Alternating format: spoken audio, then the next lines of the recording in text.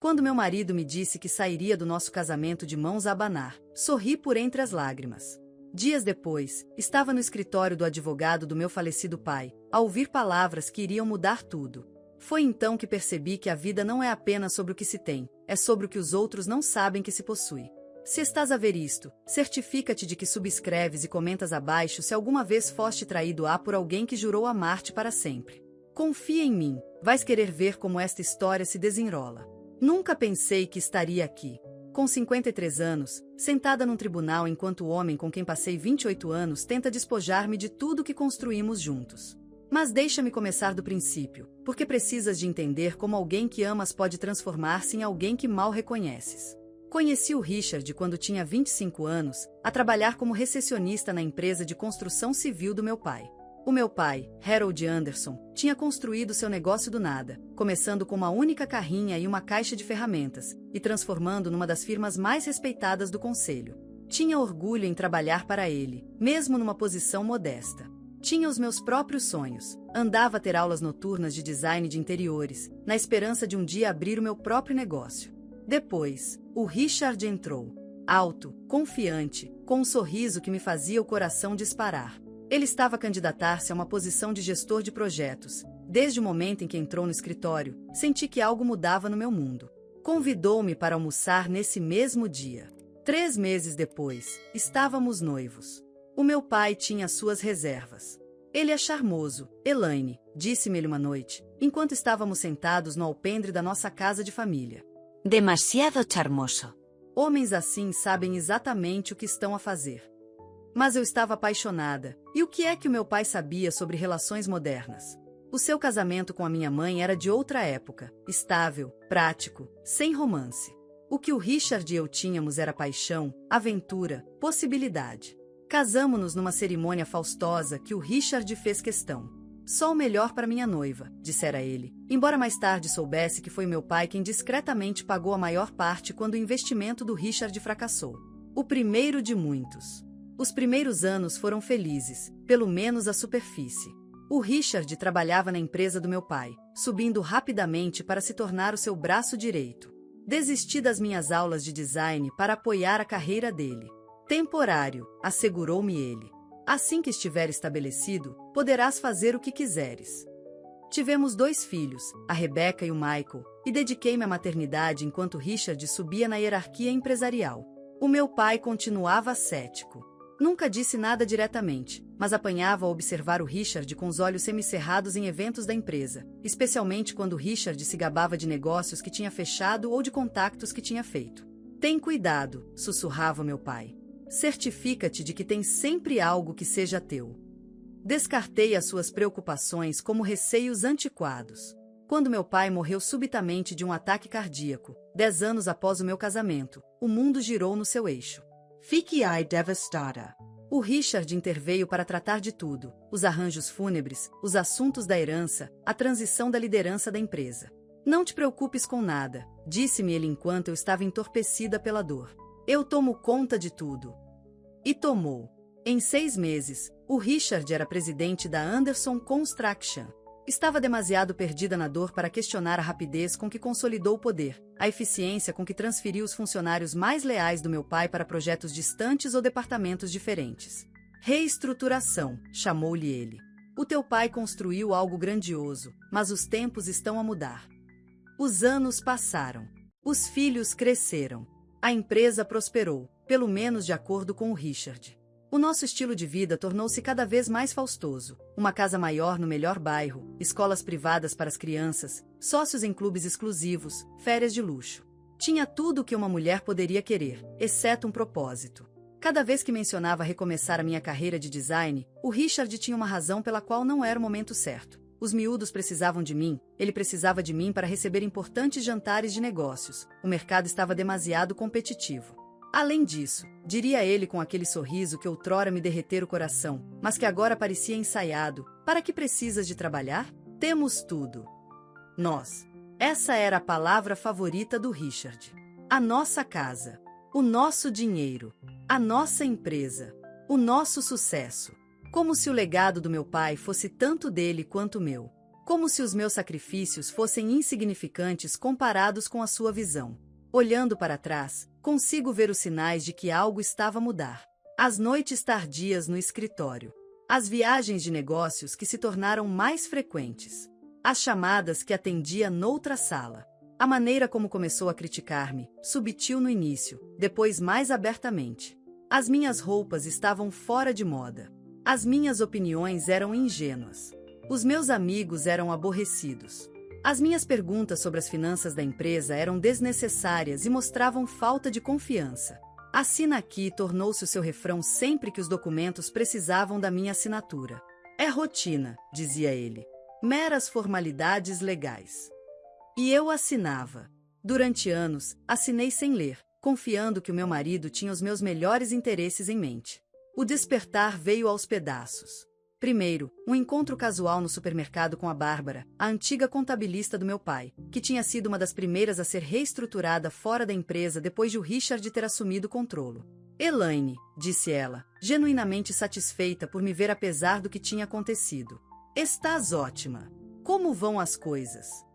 Conversamos sobre as nossas famílias, a nossa saúde, as saudações habituais. Depois, ela baixou a voz. Tenho tido a intenção de te ligar, mas, bem, não tinha certeza se me competia. O meu coração acelerou. O que é, Bárbara? Ela hesitou. O Richard explicou as mudanças na estrutura da empresa? As novas subsidiárias? Eu não fazia ideia do que ela estava a falar, e o meu rosto deve ter demonstrado isso. Oh, disse ela suavemente. Percebo. Elaine, não quero exceder-me, mas talvez queiras dar uma olhada mais atenta ao que está a acontecer com a empresa do teu pai. A tua empresa. No início, desvalorizei.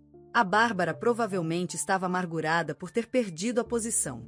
Mas as suas palavras plantaram uma semente de dúvida que cresceu quando encontrei um extrato de uma conta bancária que não reconhecia, enquanto procurava um documento fiscal no escritório em casa do Richard.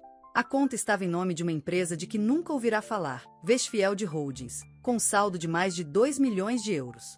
Quando perguntei ao Richard sobre isso naquela noite, a sua reação foi imediata e explosiva. Estavas a mexer nos meus papéis privados? Exigiu ele, o rosto corando de raiva. Estava à procura das nossas declarações de impostos, expliquei, surpreendida pela sua veemência. Richard, o que é a Westfield Holdings? É uma entidade corporativa, Elaine. Uma estrutura de negócios perfeitamente legítima que protege os nossos bens. É exatamente por isso que eu lido com as finanças. Tu não percebes a primeira coisa sobre como as empresas modernas funcionam. Então explica-me, disse eu, mantendo a minha posição. Se é o nosso dinheiro, devo entender como está estruturado. A sua expressão mudou, suavizando-se para aquele sorriso condescendente que ele adotará nos últimos anos. Querida, não precisas de te preocupar com isto. É complicado e, francamente, aborrecido. Por que não te concentras em planear aquela gala de beneficência pela qual estás tão entusiasmada? Isso é muito mais o teu gênero. O desdém magoou, mas deixei passar. Naquela noite, porém, não consegui dormir. O aviso da Bárbara ecoava na minha cabeça, juntamente com a voz do meu pai. Certifica-te de que tem sempre algo que seja teu. No dia seguinte, fiz algo que nunca tinha feito antes. Fui ao escritório principal da Anderson Construction sem avisar. A recepcionista, uma mulher jovem e bonita que nunca tinha visto, pareceu sobressaltada ao ver-me. Senhora Anderson, não estávamos à sua espera. Estava aqui na zona e pensei em fazer uma surpresa ao meu marido, disse eu com um sorriso forçado. Ele está. O senhor Anderson está numa reunião agora, disse ela, olhando nervosamente para uma porta fechada. Quer que lhe diga que está aqui? Não é preciso, disse eu. Vou esperar no escritório dele. Tenho a certeza de que não se importa. Antes que ela pudesse objetar, fui até o escritório do Richard, o antigo escritório do meu pai, e abri a porta. Estava vazio, mas na sua secretária havia uma pilha de documentos com acordo de fusão estampado no topo. Peguei nele, as minhas mãos a tremer. A Anderson Construction estava a ser vendida. O legado do meu pai, a empresa da nossa família, o negócio construído em décadas de trabalho árduo e integridade do meu pai. O Richard estava a vendê-lo sem me dizer uma palavra. E pelos detalhes no acordo, a venda estava em negociação há meses. Ouvi vozes no corredor, a voz do Richard, juntamente com uma risada feminina que soava demasiado íntima. Rapidamente voltei a colocar o documento no sítio e fui para a janela, fingindo admirar a vista da cidade que o meu pai tanto amava. A porta abriu-se e o Richard entrou com uma mulher que eu tinha conhecido em eventos da empresa, Veronica Reynolds, uma advogada empresarial que tinha sido contratada pouco depois da morte do meu pai. Ela tinha por volta dos 30 e poucos anos, impecavelmente vestida e a olhar para o meu marido com uma expressão que eu reconhecia muito bem. Era assim que eu outrora olhava para ele. Elaine! A surpresa do Richard era genuína. O que estás a fazer aqui?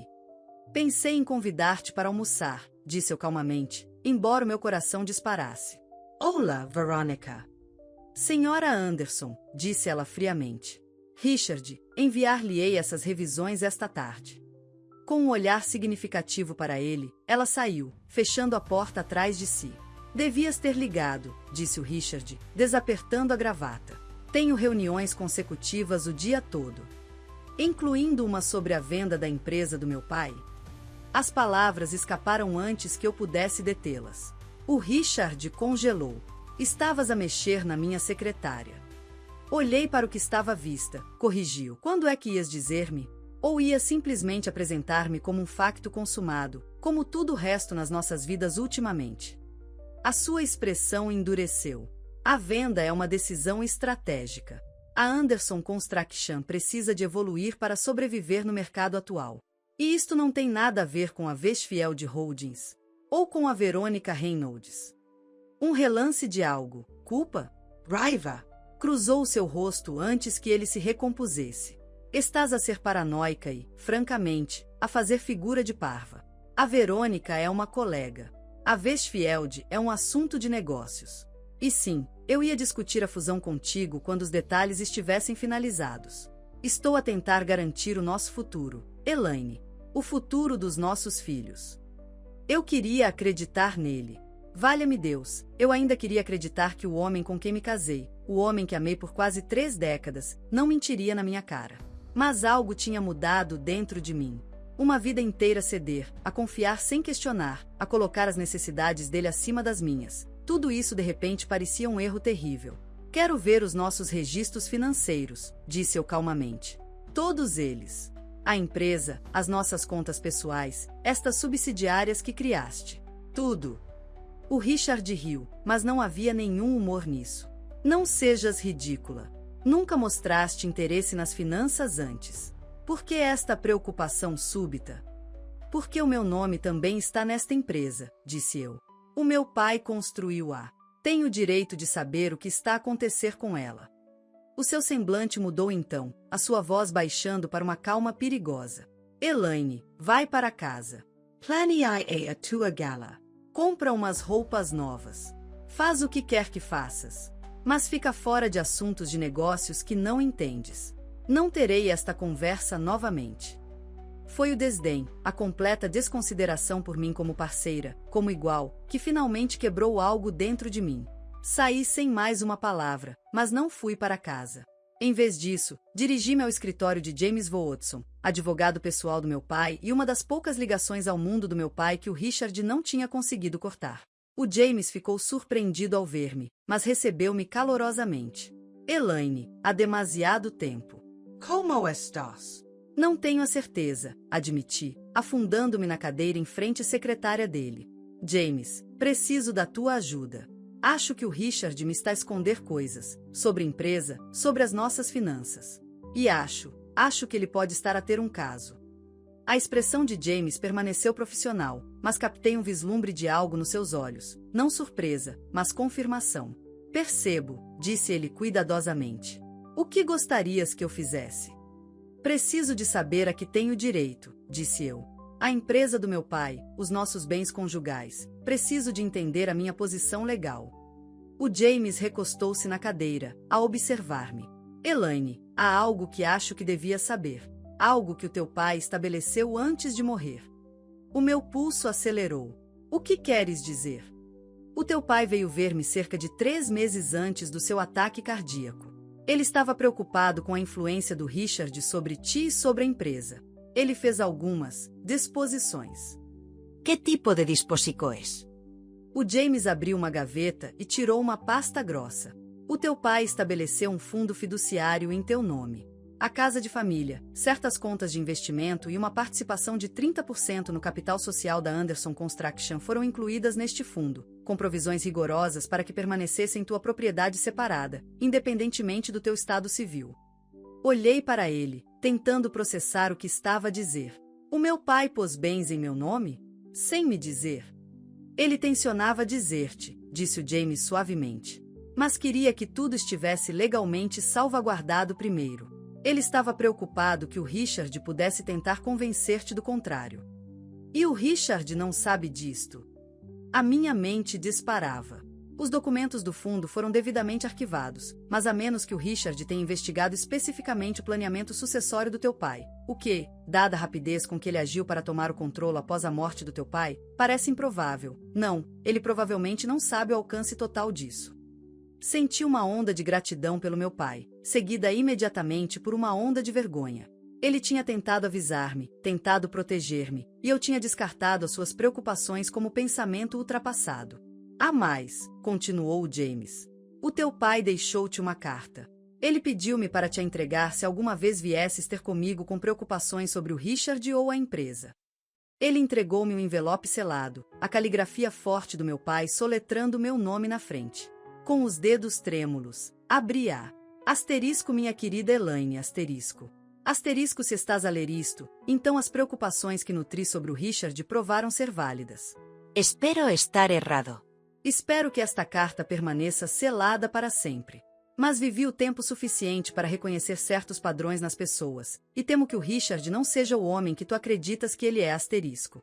Asterisco observei-o abrir caminho com seu charme para as nossas vidas, para nossa empresa, e vi como ele te isolou gradualmente das decisões de negócios, apesar do teu lugar de direito como minha filha e herdeira.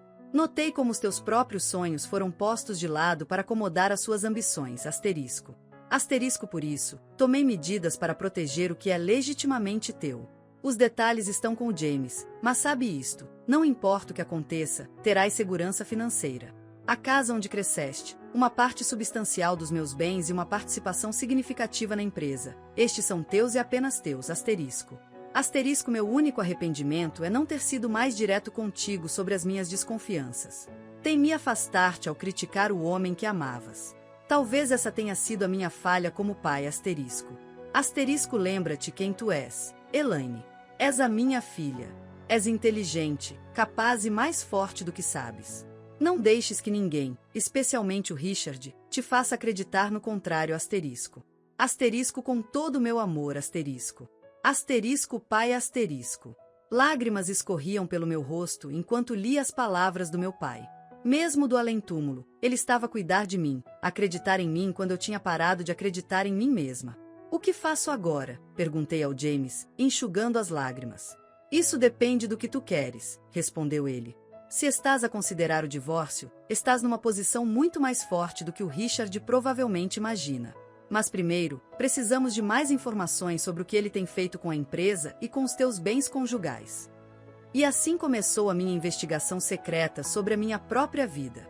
O James pôs-me em contato com um perito contabilista forense e um detetive privado. Nas semanas seguintes, aprendi coisas que desfizeram as últimas ilusões que eu tinha sobre o meu casamento. O Richard tinha de facto um caso extraconjugal com a Veronica Reynolds há pelo menos 2 anos. Tinham viajado juntos em viagens de negócios, ficado em hotéis de luxo, e ele tinha comprado um apartamento na cidade onde se encontravam regularmente.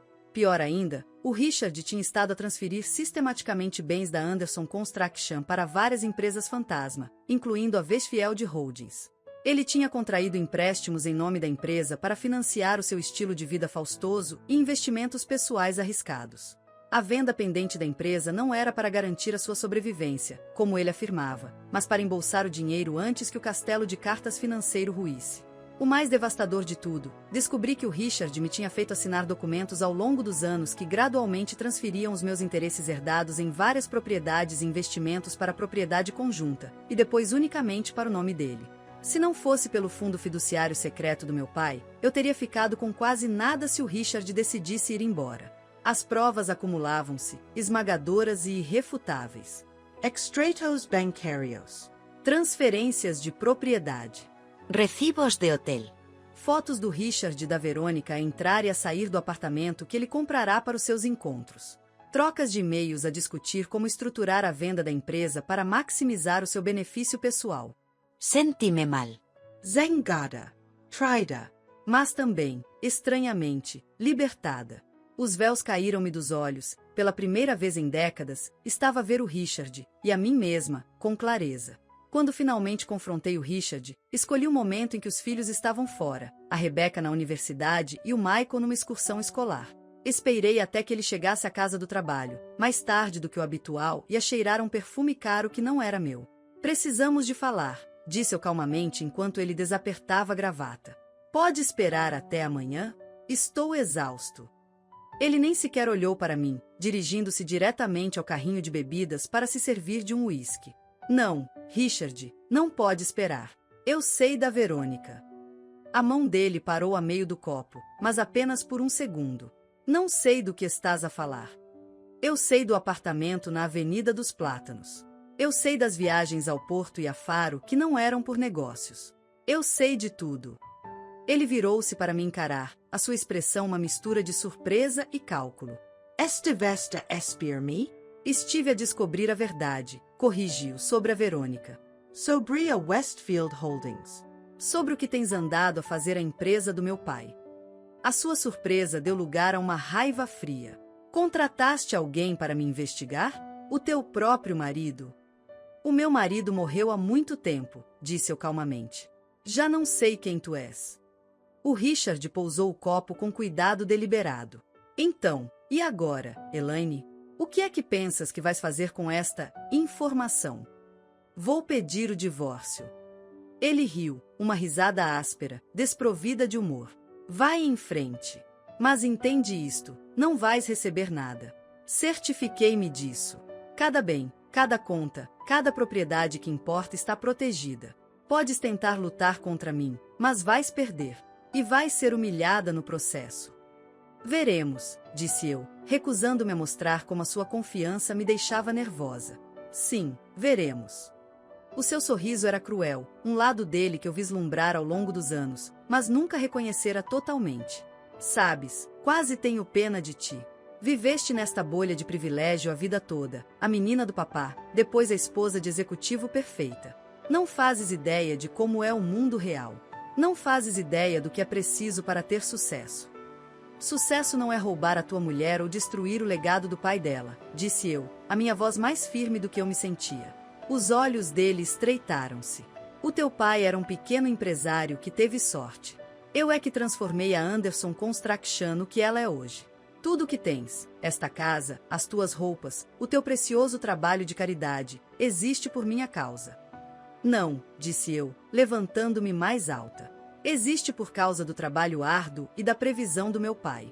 E por causa dos meus sacrifícios, a carreira que abandonei, a vista grossa que fiz às tuas viagens de negócios, as décadas que passei a apoiar-te enquanto construías o teu império sobre as suas fundações. Algo perigoso cintilou nos olhos do Richard. Ele deu um passo na minha direção, e por um momento, pensei que ele me podia agredir.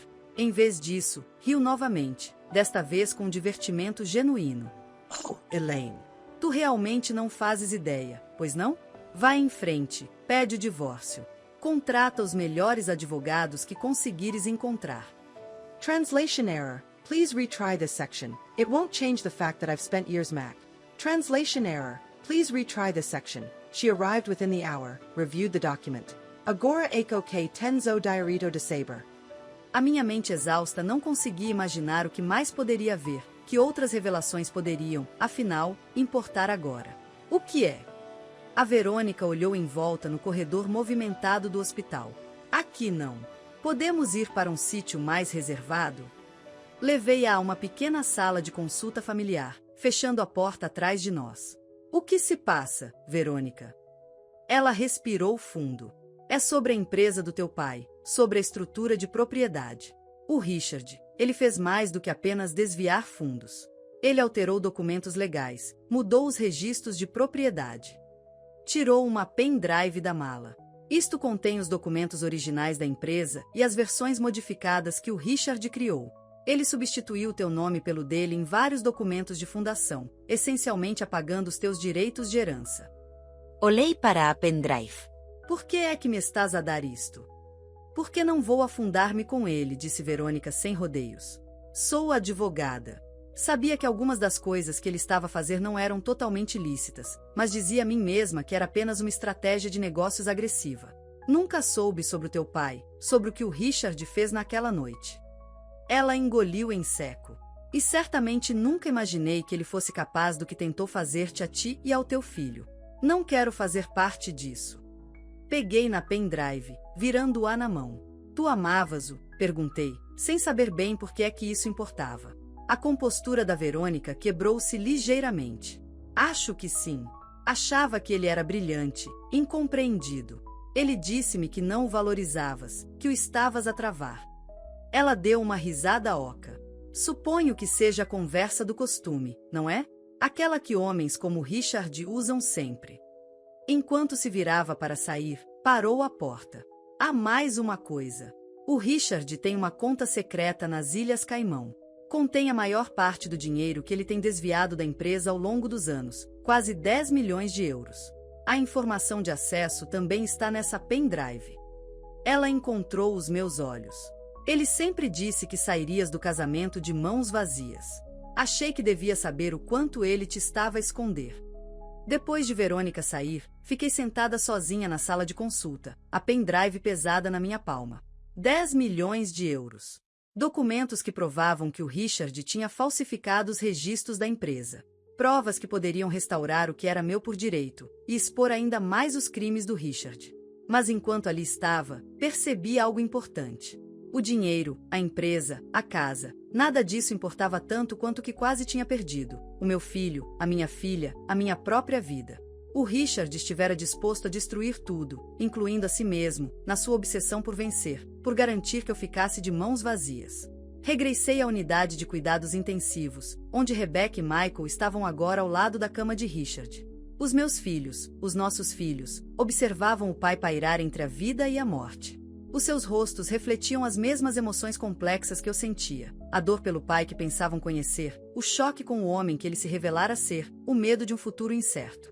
Mãe, disse Rebecca suavemente. O médico quer saber sobre as diretivas antecipadas de vontade do pai. Se o coração dele parar, queremos que o reanimem? O peso da pergunta atingiu-me como um golpe físico. O Richard, que assistira à morte do meu pai sem intervir, colocará-me na posição de fazer a mesma escolha por ele. A simetria era quase perfeita demais, terrível demais. Enquanto ali estava, tentando formular uma resposta, o meu telemóvel tocou. Um número desconhecido. Quase o ignorei, mas algo me fez atender. Dona Anderson, disse uma voz masculina desconhecida. É o inspetor Graves, da Polícia Judiciária. Ligo porque descobrimos algo perturbador ao executar um mandado de busca no apartamento do seu marido. O meu coração afundou. E agora? Que horror mais estaria o Richard a planear? O que se passa, inspetor? Encontramos documentos relativos a uma apólice de seguro de vida em seu nome, contratada 6 meses por 4 milhões de euros. O beneficiário é o seu marido. Senti-me tonta. Há 6 meses. Mas foi quando? Quando os vossos problemas conjugais começaram, de acordo com as nossas informações, completou o inspetor. Há mais. Encontramos um frasco do que parece ser uma forma sintética de digitálicos, um estimulante cardíaco que pode desencadear uma paragem cardíaca se administrado em doses elevadas. Deixa poucos vestígios numa autópsia, a menos que seja especificamente testado. A implicação era clara. O Richard não estava a planear um falso suicídio, estava a planear provocar-me um ataque cardíaco, tal como ao meu pai. A história a repetir-se da forma mais macabra possível. Dona Anderson. Ainda está aí? Sim, consegui dizer. Sim, estou aqui. Precisaremos que venha a esquadra amanhã para rever esta evidência. Entretanto, há mais alguma coisa que nos possa dizer sobre as atividades do seu marido nos últimos meses? Olhei para a pendrive ainda apertada na minha mão, a apólice de seguro da Verônica contra o risco de ser implicada com o Richard. Sim, disse. Acho que há muito mais nesta história do que qualquer um de nós imaginava. Ao desligar, virei-me para os meus filhos e para a figura imóvel do pai, as máquinas a apitar ritmicamente enquanto mantinham num limbo para o qual ele quase me condenara. A decisão sobre os seus cuidados repousava agora em mim, a esposa que ele tentará apagar, a mulher que ele planeara deixar sem nada. Mas, afinal, não estava de mãos vazias. Tinha os meus filhos. Tinha a verdade. E tinha uma escolha a fazer, uma que determinaria não apenas o destino de Richard, mas o tipo de pessoa que eu seria no rescaldo da sua traição. Mal sabia eu, o Richard tinha um último segredo, uma revelação bombástica que abalaria os alicerces de tudo que eu pensava saber sobre a minha vida, o meu casamento e até os meus filhos. Um segredo que, mesmo no seu estado de coma, estava prestes a explodir nas nossas vidas com consequências devastadoras. Na manhã seguinte, não houve mudança no estado de Richard. Os médicos falavam em voz baixa sobre atividade cerebral mínima e prognóstico desfavorável, a sua linguagem clínica em forte contraste com a devastação emocional que nos rodeava. Rebecca e Michael revezavam-se ao lado do pai, enquanto eu me encontrava com Catherine para rever a pendrive que a Verônica me tinha dado. Isto é extraordinário, disse Catherine, examinando os documentos no seu portátil. O Richard apagou-te sistematicamente dos registros da empresa, substituindo teu nome pelo dele em documentos de fundação, acordos de acionistas, tudo. É uma falsificação em larga escala. Pode ser corrigido? Perguntei. Com estes documentos originais como prova? Absolutamente. Mas, Elaine, ela olhou para mim, com uma expressão grave, isto vai além da fraude civil. É atividade criminosa.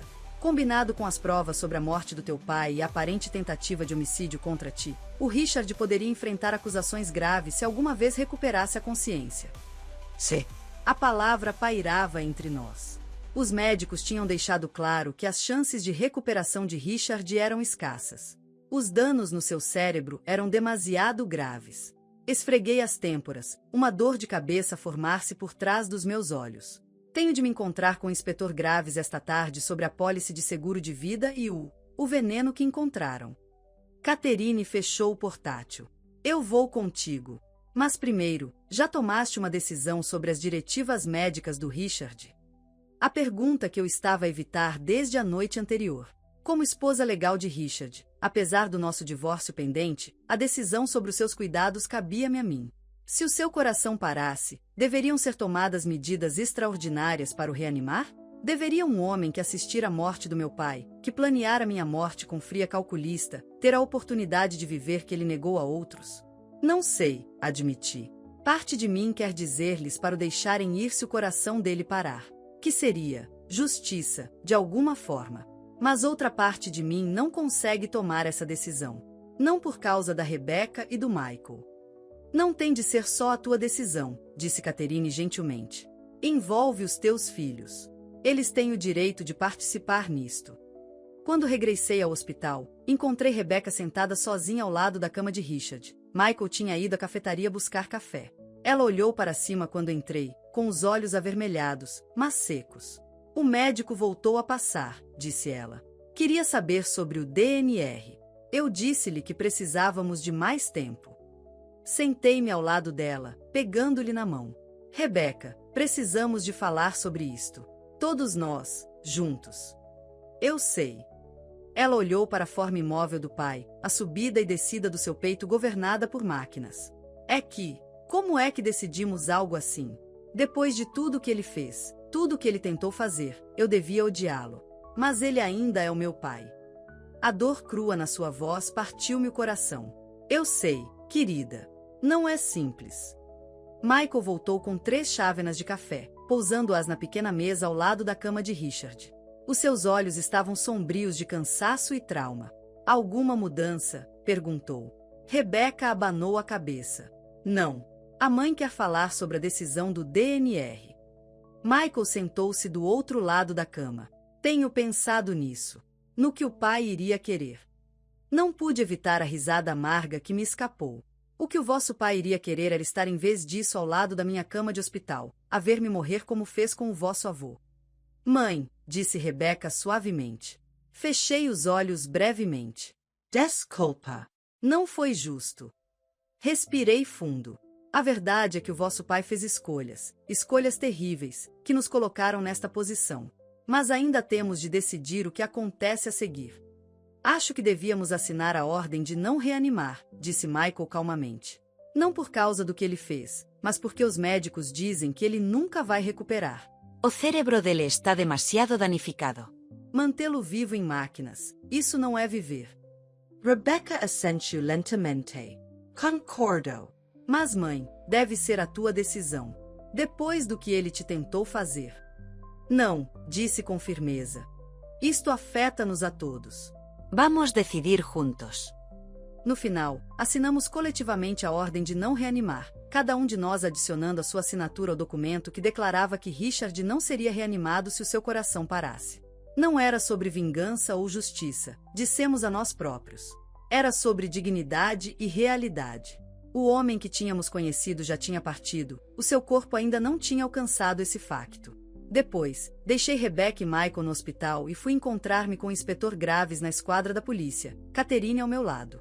O inspetor era um homem sombrio na casa dos 50, com os olhos cansados de alguém que vira demasiado do lado mais sombrio da humanidade.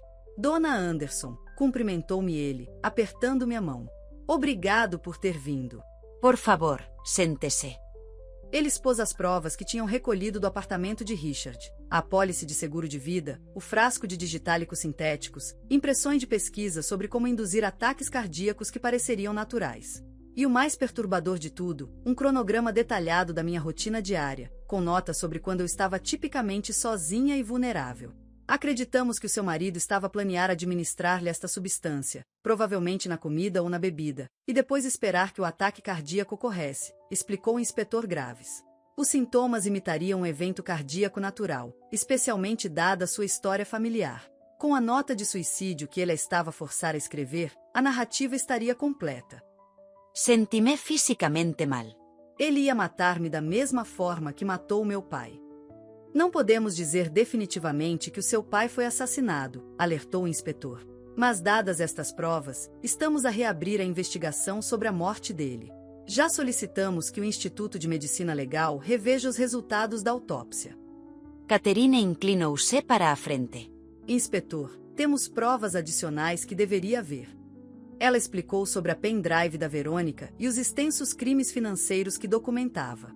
O inspetor Graves ouviu atentamente, tomando notas. Isto pinta o quadro de um homem que faria o que fosse preciso para proteger os seus interesses. Precisaremos de falar também com a senhora Reynolds. Ela parecia ansiosa por cooperar, disse.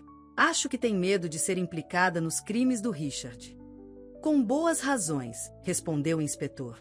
Dependendo do que ela sabia e quando, poderia enfrentar acusações como cúmplice. Enquanto terminávamos a reunião, o meu telemóvel tocou.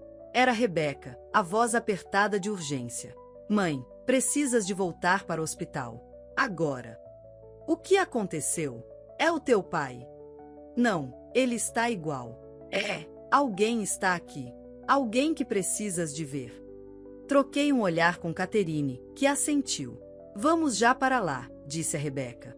Quando chegamos ao hospital, encontrei Rebecca e Michael na sala de espera da unidade de cuidados intensivos, a falar com uma mulher que nunca tinha visto antes.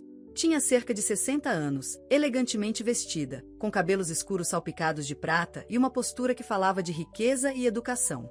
Algo nos seus olhos, os olhos de Richard, fez-me hesitar. Mãe, disse Rebecca, a voz tensa, está é Margaret Anderson, a mãe do pai. Olhei chocada. O Richard tinha me dito que os pais dele estavam mortos, a mãe de cancro quando ele estava na faculdade, o pai de AVC alguns anos depois. Ele não tinha irmãos, nem família alargada. Era apenas uma das muitas coisas que tínhamos em comum, ou assim eu pensava. Isso não é possível, disse. Os pais do Richard morreram há anos. A mulher deu um passo em frente, o olhar direto e sem desculpas. Asseguro-lhe, Dona Anderson, que estou muito viva. E sou, de facto, a mãe do Richard. Não percebo, disse, a minha mente a lutar para processar mais uma mentira nos alicerces do meu casamento. O Richard disse-me que eu estava morta, terminou Margaret. Sim, ele teria dito. Era mais conveniente para sua narrativa. Ela olhou para Rebecca e Michael. Podemos falar em privado? Há coisas que deveria saber, coisas que podem ser difíceis de ouvir para os teus filhos. Encontramos uma sala de consulta privada, semelhante àquela onde Verônica me dera pendrive na noite anterior. Margaret Anderson sentou-se à minha frente, a postura perfeita, as mãos cruzadas no colo. Soube da condição do Richard através de um alerta de notícias, começou ela. Não é todos os dias que se ouve que o nosso filho tentou um homicídio e está agora em coma. A sua voz era serena, quase distante. Tenho acompanhado a sua carreira à distância há anos, mas não falamos diretamente há mais de 3 décadas. Por quê? Perguntei. Por que é que ele me diria que estavas morta? A boca de Margaret apertou-se. Porque a verdade era menos agradável para a imagem que ele queria projetar. Richard não nasceu Richard Anderson. O seu nome era Richard Markham, e ele cresceu num bairro modesto em Lisboa, não na educação privilegiada no Estoril que inventou para si mesmo. Senti como se o chão estivesse a inclinar-se debaixo de mim. Não percebo. Richard sempre foi diferente, continuou Margaret. Encantador quando queria algo, friamente calculista quando contrariado. Quando ele era adolescente, estávamos no limite da nossa paciência. Mentia compulsivamente, roubava membros da família, manipulava aqueles à sua volta. Foi-lhe diagnosticado transtorno de personalidade antissocial aos 17 anos, depois de quase ter matado um colega de turma numa disputa por uma rapariga. A minha mão voou para a boca. O quê? Ele evitou o centro educativo porque ainda era menor e porque o meu marido, o pai dele, usou todas as influências que tínhamos. Conseguimos que fizesse terapia, tentamos medicação, mas nada parecia ajudar. Depois do secundário, frequentou a faculdade por 2 anos antes de ser expulso por desonestidade acadêmica. Foi então que saiu de casa, mudou de nome e criou uma nova identidade para si mesmo. A última vez que o vi foi no funeral do pai dele em 1992. Ele veio apenas para exigir a sua herança, e quando soube que era modesta, éramos professores, não pessoas ricas, declarou-nos mortos para ele. E agora ele declarou-te morta para todos os outros, disse, tentando absorver esta revelação chocante. Margaret assentiu. Acompanhei a sua carreira de longe. Vi quando ele se casou contigo, uma mulher de uma família abastada, com ligações a um negócio de sucesso. Encaixava no padrão. Richard sempre foi atraído pelo que podia usar, pelo que podia tirar. Mas por que vir agora? Depois de todos estes anos? Porque tu e os teus filhos merecem saber a verdade, disse ela simplesmente. E por que carreguei a culpa de não avisar os outros sobre ele por tempo demais? Quando vi as notícias, percebi que não podia mais ficar em silêncio. Estudei o seu rosto, procurando sinais de engano, mas encontrei apenas uma resignação cansada. Há tanta coisa que não percebo. Se Richard nem sequer é o seu nome verdadeiro, quem é ele? Com quem me casei? Um fantasma, disse Margaret suavemente. Uma construção da sua própria autoria. O verdadeiro Richard Markham é alguém que nem eu cheguei a conhecer completamente. Talvez ninguém o tenha feito. Antes que eu pudesse responder, a porta abriu-se e uma enfermeira apareceu, com uma expressão urgente. Dona Anderson. O seu marido, houve uma mudança no seu estado. Corremos de volta para a unidade de cuidados intensivos, onde uma equipa de pessoal médico rodeava a cama de Richard. O apito constante do monitor cardíaco tinha sido substituído por um ritmo mais errático.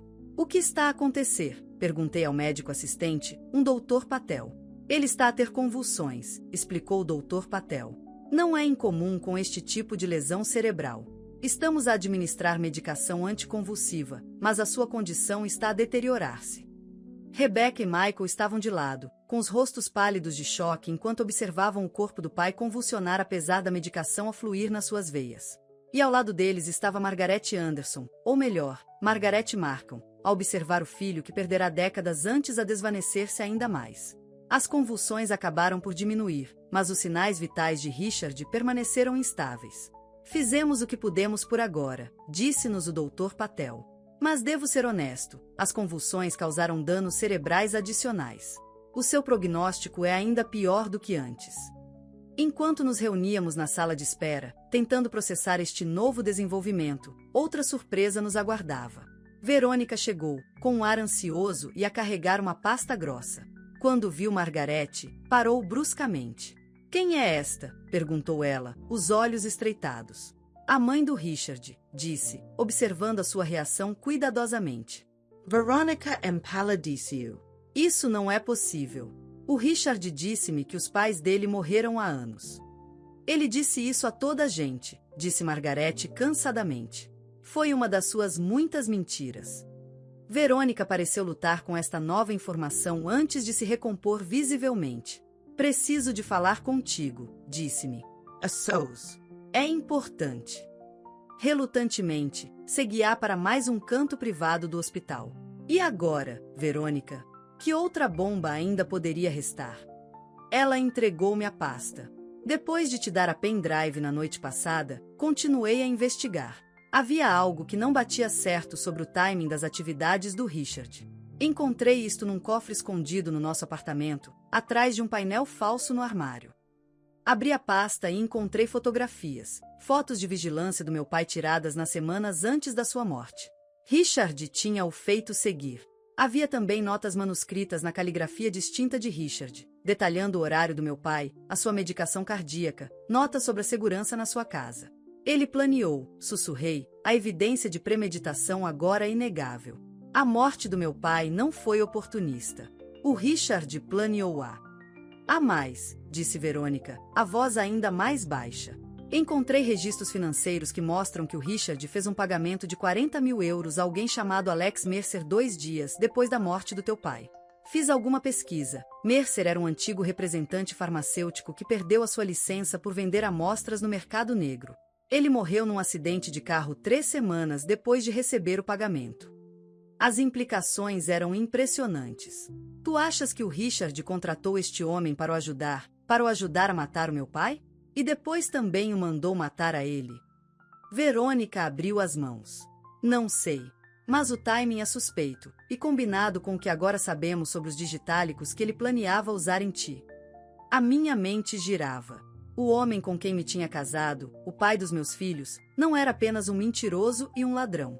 Era potencialmente um assassino a sangue frio que planeara a morte do meu pai, executará e depois passará uma década a desfrutar dos frutos desse crime antes de planear matar-me da mesma forma. Já dei cópias ao inspetor Graves, continuou Verônica. Ele está a reabrir o caso do teu pai como um potencial homicídio. Por que é que estás a fazer isto? Perguntei. Por que é que me estás a ajudar? Verônica desviou o olhar. Porque eu estava cega. Porque acreditei no Richard quando ele te pintou como a vilã. Quando ele disse que eras instável e vingativa, estava tão apaixonada pela imagem que ele projetava que ignorei os sinais de alerta. Ela voltou a encontrar o meu olhar. E por que não quero ir para a prisão como cúmplice dos crimes dele? Antes que pudesse responder, o meu telemóvel vibrou com uma mensagem da Rebeca. Mãe, vem depressa. Algo está a acontecer com o pai. Quando voltei à unidade de cuidados intensivos, a cena era caótica. O corpo de Richard estava novamente a convulsionar, mais violentamente do que antes. Alarmes soavam dos monitores que rodeavam a cama dele. A equipa médica trabalhava freneticamente, administrando medicamentos, verificando sinais vitais. Ele está a entrar em paragem, gritou alguém. A tensão arterial está a baixar. Iniciamos compressos, ordeno a DRA. Almeida, antes de nos notar ali. A família está aqui. Verifiquem a ficha, temos uma ONR. Uma enfermeira confirmou a ordem de não reanimar, ONR, que tínhamos assinado anteriormente. A DRA. Almeida aproximou-se de nós, com a expressão solene. O coração do Sr. Anderson está a falhar. Dada a ONR, não usaremos medidas extraordinárias para o reanimar. Compreendam. Acenamos com a cabeça, observando em silêncio atônito enquanto a equipa médica recuava, desligando os alarmes, mas deixando os monitores ligados para que pudéssemos ver a vida de Richard a esvair-se.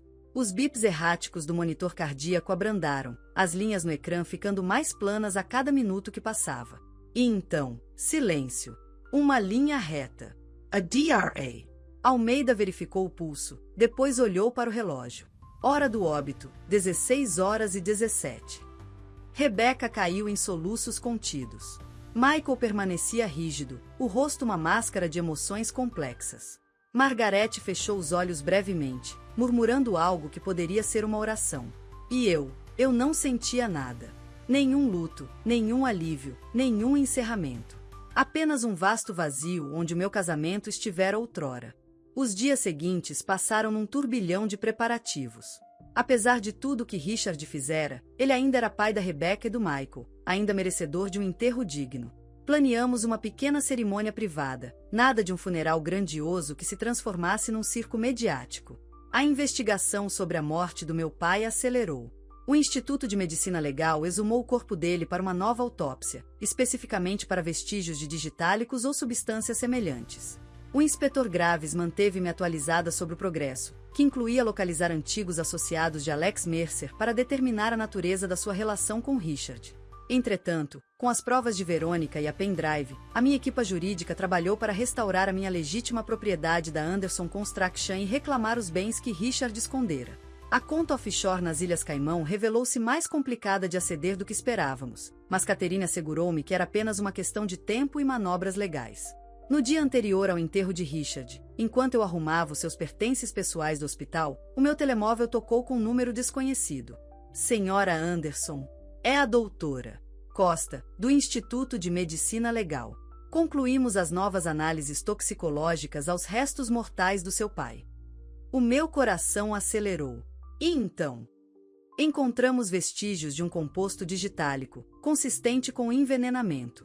A morte do seu pai não foi por causas naturais. Foi homicídio. Embora eu tivesse suspeitado, ter a confirmação ainda me atingiu como um soco no estômago. Obrigada por me informar, consegui dizer. A polícia entrará em contato para os próximos passos. Sinto muito pela sua perda, tanto na altura como agora. Depois de desligar, sentei-me em silêncio, processando a confirmação final da traição de Richard. Ele assassinara meu pai, roubara minha herança, planeara matar-me, e agora escapar à justiça através da morte. Injustica daquilo coimava como acido. O enterro realizou-se na manhã seguinte, um dia cinzento e chuvoso que condizia com o ambiente sombrio. Apenas um punhado de pessoas compareceu, Rebecca e Michael, claro, Margarete, com aspecto deslocado, mas determinada a estar lá pelos seus netos, Catherine, a apoiar-me, Bárbara, a antiga contabilista do meu pai, e, surpreendentemente, Verônica, que estava um pouco afastada dos outros, a sua expressão ilegível. Enquanto o padre proferia as últimas palavras sobre o caixão de Richard, dei por mim a observar Verônica. Algo na sua presença me incomodava. Ela posicionara-se como uma vítima da manipulação de Richard, como alguém que tinha sido enganada tal como eu. Mas enquanto observava o seu rosto composto, o seu vestido preto perfeitamente adequado, a sua postura solitária, uma dúvida persistente se enraizou na minha mente. Após a cerimônia, quando as pessoas começaram a dispersar, aproximei-me dela. Obrigada por ter vindo, disse, esquadrinhando seu rosto. Significa muito para os miúdos. Claro, respondeu ela com suavidade. Apesar de tudo, eu gostava de Richard. E queria prestar as minhas condolências. E para ter a certeza de que ele estava mesmo morto. As palavras escaparam-me antes que pudesse impedi-las. Os olhos de Verônica arregalaram-se ligeiramente, mas ela recuperou rapidamente. Comprendo que estejas de luto, Elaine. Todos lidamos com a perda de forma diferente. Não estou de luto, disse secamente. Estou a questionar-me. Sobre ti, Stai. Sobre o teu papel em tudo isto. A sua postura enrijeceu. Fui totalmente colaborante com a investigação. Dei-vos a ti e à polícia tudo o que encontrei. Sim, timing muito conveniente, interrompi. Depois de Richard estar incapacitado e não poder contradizer a tua versão dos factos. Depois de se ter tornado claro para que lado o vento soprava. O que estás a insinuar? Ainda não tenho a certeza, admiti. Mas algo não bate certo. Foste advogada de Richard durante anos. Ajudaste-o a estruturar estas empresas, estes arranjos financeiros. Estás mesmo à espera que eu acredite que não tinhas ideia do que ele andava a fazer até agora? Um lampejo de algo, raiva? Medo? Cruzou-lhe o rosto antes que se compusesse. Já expliquei isto à polícia. Sim, ajudei Richard com questões legais, mas não estava a par de toda a extensão das suas atividades. Ele compartimentalizava a informação, mantinha as pessoas em caixas estanques. No entanto, sabias exatamente onde encontrar aquele cofre escondido no teu apartamento. Sabias da conta nas Ilhas Caimão. Porque ele me contou recentemente, insistiu. Depois de o teu processo de divórcio ter começado. Ele estava preocupado em proteger bens. Estudei o seu rosto, procurando sinais de engano. Não acredito em ti, Verônica. Acho que sabias muito mais, muito antes. Acho que eras uma parceira plena nos esquemas dele, e agora estás a salvar-te, virando-te contra ele quando ele já não se pode defender. A sua expressão endureceu. Tem cuidado, Elaine. Passaste por uma experiência traumática e estás à procura de alguém para culpar agora que Richard se foi. Não faças acusações que não possas sustentar. Não é uma acusação, disse. Ainda não. Mas vou descobrir a verdade. Sobre ti, sobre Richard, sobre tudo. Verônica ajustou a mala de mão no ombro, um gesto nervoso em contraste com a sua postura controlada. Não fiz nada de errado. Fui enganada, tal como tu. Veremos, repliquei. Entretanto, mantém-te afastada dos meus filhos. E mantém-te afastada da minha empresa. Enquanto ela se afastava, não consegui desvencilhar-me da sensação de que tinha acabado de arranhar a superfície de mais uma camada de engano. Richard partirá, mas a teia que ele tecerá ainda estava intacta, ainda prender-me a mim e a minha família. Catherine apareceu ao meu lado. O que foi aquilo? Não tenho a certeza, disse. Mas não confio nela. Há algo que ela não nos está a contar. Vou pedir aos nossos investigadores que examinem mais de perto o envolvimento dela, prometeu Catherine. Se ela foi cúmplice nos crimes de Richard, vamos descobrir. Os dias seguintes ao enterro trouxeram uma estranha sensação de limbo. A investigação sobre a morte do meu pai continuou, com a polícia a tratar agora o caso como homicídio. A Anderson Construction permanecia em transição, com o administrador judicial nomeado pelo tribunal ainda supervisionar as operações diárias enquanto a minha equipa jurídica trabalhava para desvendar a confusão que Richard criará. Dei por mim desorientada, incerta do meu lugar nesta nova realidade. Por quase 3 décadas, fora mulher de Richard Anderson, a minha identidade subsumida na dele. Agora eu era, o quê? Uma viúva? Uma vítima? Uma mulher a reclamar a sua vida? Uma tarde, enquanto eu arrumava papéis no escritório de Richard, uma tarefa que andava a evitar, deparei-me com uma chave que não reconheci. Era pequena, possivelmente para um cofre bancário, com um número gravado nela, 1457. Mostrei-a a Catherine no dia seguinte. Pode ser para um cofre bancário, concordou ela. Mas que banco? Richard tinha contas em meia dúzia de instituições. Começamos pelas escolhas óbvias, os bancos onde Richard tinha suas contas conhecidas. Nenhum tinha um cofre bancário em nome dele com aquele número. Expandimos a busca para outros bancos na área, mas ainda não encontramos nada. Então lembrei-me de algo, um detalhe dos primeiros tempos do nosso casamento que parecerá insignificante na altura. Richard mantivera uma relação com um pequeno banco local mesmo depois de termos mudado as nossas contas principais para instituições maiores. Ele afirmara que era por sentimentalismo, que fora ali que abrirá sua primeira conta quando chegará à cidade. Mas agora eu sabia que era uma mentira. Richard Markham nunca fora sentimental. Tudo o que fazia tinha um propósito, geralmente egoísta. O banco ainda lá estava, um edifício modesto numa rua secundária no centro da cidade. Entrei sozinha, com a chave na minha mala, e aproximei-me do gabinete do gerente. Era um jovem, provavelmente novo no cargo, sem memória de Richard ou da nossa família. Sou Elaine Anderson, disse. O meu marido, Richard Anderson, faleceu recentemente. Creio que ele possa ter tido um cofre bancário aqui. O gerente, Dr. Martins, segundo seu crachá, digitou no computador. Não vejo nenhuma conta de Richard Anderson com cofre bancário. Poderia verificar em nomes diferentes? Perguntei. Talvez Richard Markham, ou Westfield Holdings. Ele pareceu desconfortável. Isso é incomum, mas dadas as circunstâncias, deixe-me ver. Ele digitou por um momento, depois franziu o sobrolho. Há um cofre registrado em nome da Westfield Holdings, mas precisaria de documentação que provasse que tem autoridade para cedê-lo. Produzi a certidão de óbito, a certidão de casamento e os documentos judiciais que mostravam que eu era a testamenteira da herança de Richard. Depois de consultar o departamento jurídico do banco, o Dr. Martins, relutantemente, concordou em deixar-me aceder ao cofre. Numa sala de visionamento privada, ele trouxe o contentor metálico correspondente à chave 1457 e deixou-me sozinha com ele. As minhas mãos tremeram ligeiramente enquanto inseri a chave e levantei a tampa. Lá dentro estava uma única pendrive e uma nota manuscrita que dizia simplesmente: apólice de seguro. Aceder apenas em caso de emergência.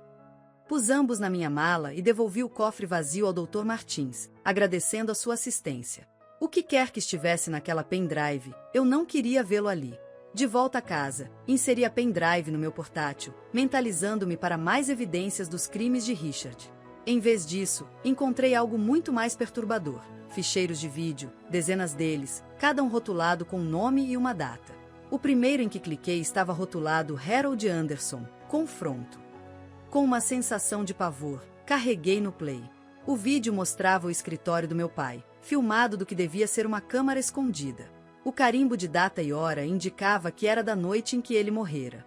O meu pai estava sentado atrás da sua secretária, cansado, mas resoluto. Richard entrou no enquadramento, a sua postura descontraída, confiante. Harold, disse ele com suavidade. Queria ver-me? Não podia esperar até de manhã. Não, Richard, não podia, respondeu meu pai, a voz firme. Sei o que andas a fazer. As transferências não autorizadas, as faturas falsas, as empresas de fachada. Tenho a documentação mesmo aqui. Ele deu um toque numa pasta na sua secretária. A postura de Richard não mudou. Não sei o que pensas ter encontrado, mas posso explicar quaisquer discrepâncias. Chega, interrompeu meu pai. Tenho te observado há anos, Richard. Como manipulas a minha filha, como gradualmente tomaste controle da minha empresa. Dei-te oportunidades, chances para me provares que estava errado sobre ti. Mas só confirmaste todas as suspeitas que sempre tive. E o que planeias fazer sobre estas suspeitas? A voz de Richard baixara, um tom perigoso entrando nela. Vou proteger o que é meu, disse o meu pai. A partir de amanhã, estás fora. Fora da empresa, fora das nossas vidas. Já falei com meu advogado sobre alterar o meu testamento para garantir que a herança da Elaine esteja protegida de ti. Richard riu, um som frio que eu já conhecia demasiado bem. Harold. Sempre tão justo, tão seguro de ti. Alguma vez te ocorreu que pode ser tarde demais para os teus grandes gestos de proteção? De que estás a falar? Richard aproximou-se da secretária, levando a mão ao bolso. Tenho estado a planear este momento há muito tempo. Sabia que eventualmente irias perceber, tentar interferir. Por isso, tomei precauções. Retirou um pequeno frasco e uma seringa. Os olhos do meu pai arregalaram-se. O que é isso? O que estás a fazer?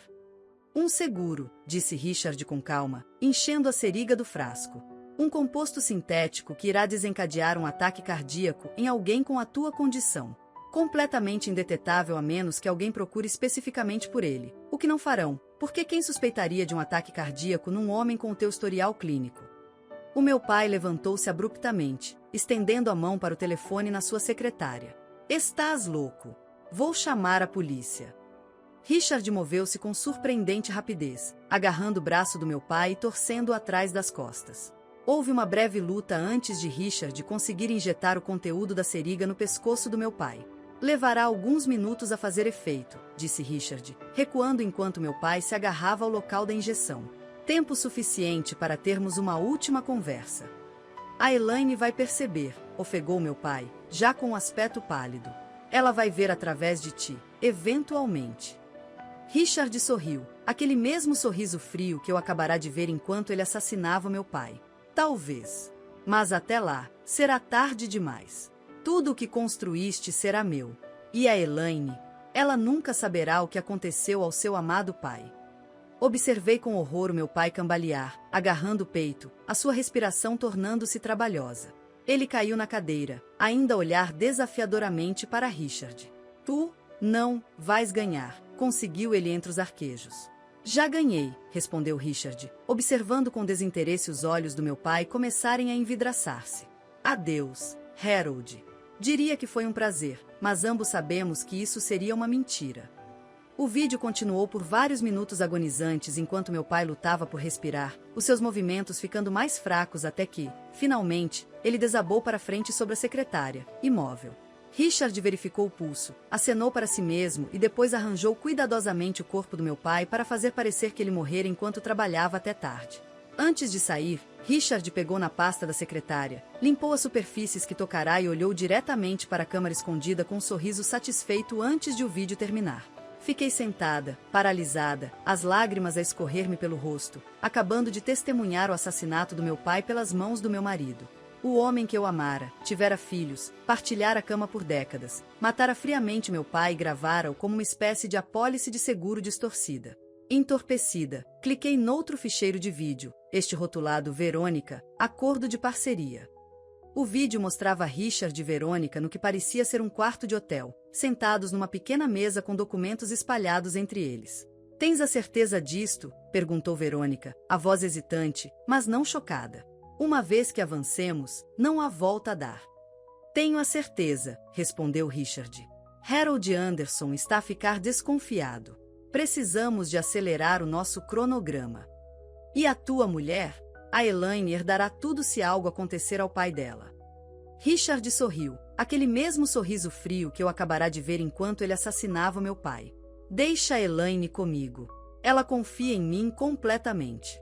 Quando ela perceber o que está a acontecer, a empresa estará sob nosso controle, e a herança dela não passará de papelada. Verônica acenou, parecendo mais decidida. Está bem. Vou redigir os novos documentos. Mas, Richard, precisamos de ter cuidado. Se alguém alguma vez nos ligar ao que acontecer ao Harold, ninguém o fará, garantiu ele. Parecerá completamente natural. E depois, vais ajudar-me a reestruturar a empresa, desviar bens, criar o enquadramento legal de que precisamos. A tua parte continua a ser 20%, como combinado. 25%, retrucou Verônica. Dado o risco acrescido. Richard ponderou, depois acenou. 25% será. A nossa parceria. Ele ergueu um copo em brinde. A nossa parceria, ecoou Verônica, batendo seu copo no dele. O vídeo terminou, e eu fiquei sentada num silêncio atônito. Verônica não fora apenas amante de Richard ou a sua cúmplice involuntária. Ela fora sua parceira no assassinato do meu pai, no roubo da minha herança, em todo o esquema de décadas. E agora, ela estava a posicionar-se como vítima, a colaborar com as autoridades, provavelmente a planear sair ilesa enquanto Richard recebia toda a culpa do além-túmulo. Com mãos trêmulas, verifiquei os outros ficheiros de vídeo. Havia gravações de reuniões de Richard com vários associados, evidências de subornos, chantagem e muito mais. Ele documentara meticulosamente os seus próprios crimes como alavanca contra os seus parceiros, seguro, como a sua nota dissera, para ser usado se alguém alguma vez se virasse contra ele. E agora, essa apólice de seguro caíra nas minhas mãos. Estendi a mão para o meu telemóvel para ligar a Catherine, para lhe contar o que tinha encontrado. Mas enquanto meu dedo pairava sobre o nome dela nos meus contactos, outro pensamento me atingiu. Estes vídeos não incriminavam apenas Richard e Verônica. Implicavam outros, associados de negócios, banqueiros, até um juiz que aparentemente fora subornado para decidir favoravelmente num caso envolvendo uma das empresas de fachada de Richard. Pessoas poderosas. Pessoas perigosas. A constatação atingiu-me como um soco no estômago. O conhecimento destes vídeos punha-me em perigo. Se Verônica ou qualquer um dos outros descobrisse que eu tinha esta prova, poderiam tomar medidas desesperadas para me silenciar, tal como Richard silenciara o meu pai. Pousei o meu telemóvel, a minha mente a acelerar. Precisava de ser estratégica sobre como usar esta prova. Precisava de me proteger a mim e aos meus filhos primeiro.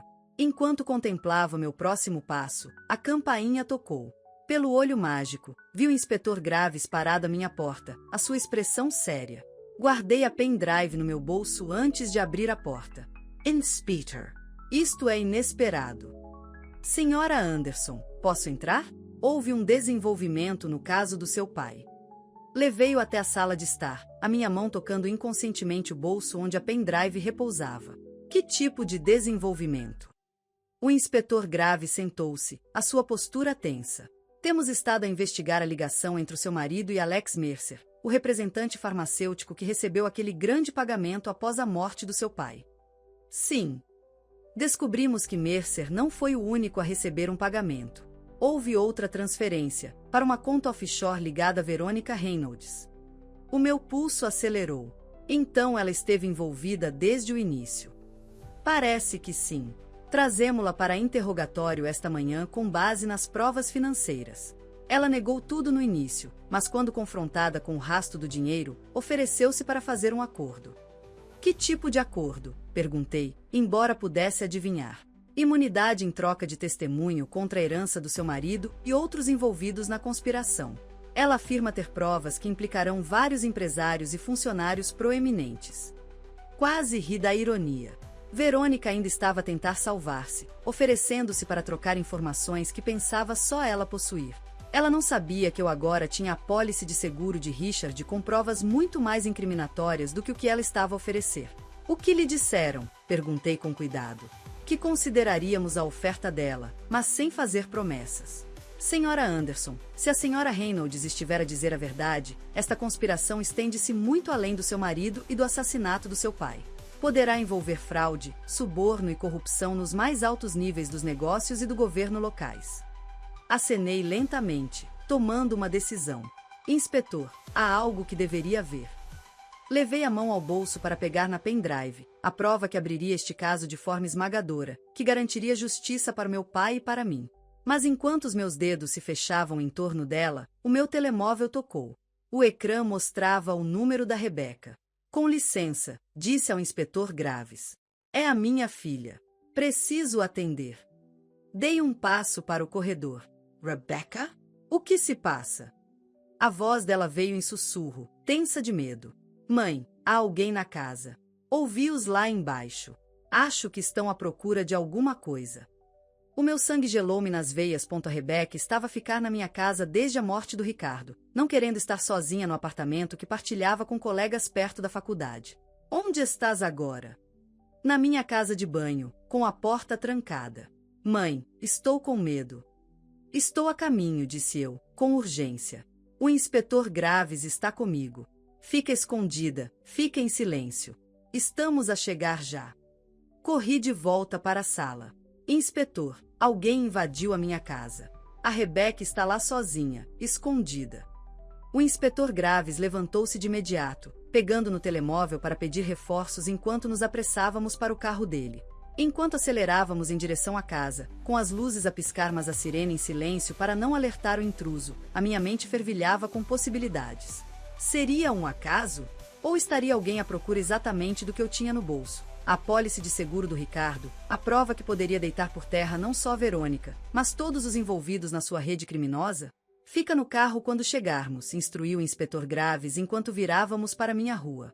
Espera pelos reforços. Mas ao pararmos em frente à casa, vi a porta da frente aberta, um carro preto elegante que não reconhecia estacionado na entrada. E pela janela da frente, vislumbrei uma figura mover-se na sala, uma mulher com uma postura elegante e familiar. A Verônica. De alguma forma, ela soubera da caixa de segurança, da apólice de seguro do Ricardo.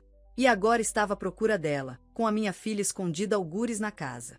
Antes que o inspetor Graves me pudesse deter, saí do carro e corri para a porta da frente, com a pendrive apertada na mão. O meu único pensamento era proteger a Rebecca da mulher que ajudara a assassinar o meu pai e que certamente não hesitaria em eliminar quaisquer ameaças à sua liberdade. O que eu não sabia, então, era que a Verônica não estava sozinha em casa. E que o que esperava lá dentro mudaria tudo o que eu pensava saber sobre o Ricardo, sobre o meu casamento e até sobre os meus próprios filhos. O derradeiro e devastador segredo estava prestes a ser revelado, uma verdade tão chocante que faria com que tudo que viera antes parecesse trivial por comparação. Entrei de rompante pela porta da frente, com o inspetor Graves a gritar atrás de mim para esperar. Mas eu não podia esperar, não com a Rebecca em perigo, não com a Verônica a procurar provas que nos podiam destruir a todos. Mãe! A voz aterrorizada da Rebecca veio do andar de cima. Rebecca! Gritei de volta, com o coração aos pulos. Fica onde estás. Na sala, a Verônica virou-se para me encarar, a sua elegante compostura desfeita.